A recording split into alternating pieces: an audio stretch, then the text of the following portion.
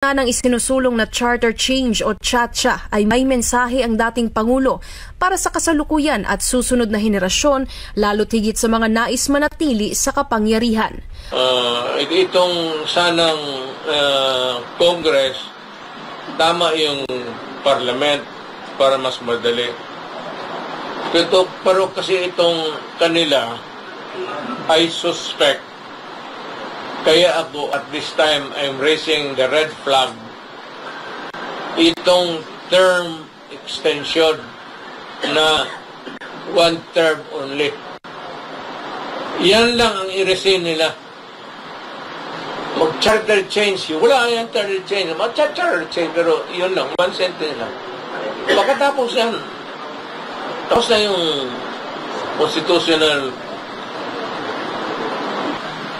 Pero may ibang dumaang presidente na pag nakaupo diyan, gusto nila na hanggang habang buhay na. Dapat ganun. Dapat ganun ang mga yung future generation. Ano sa utak nila na periodic changes. Bigyan lahat. To be fair.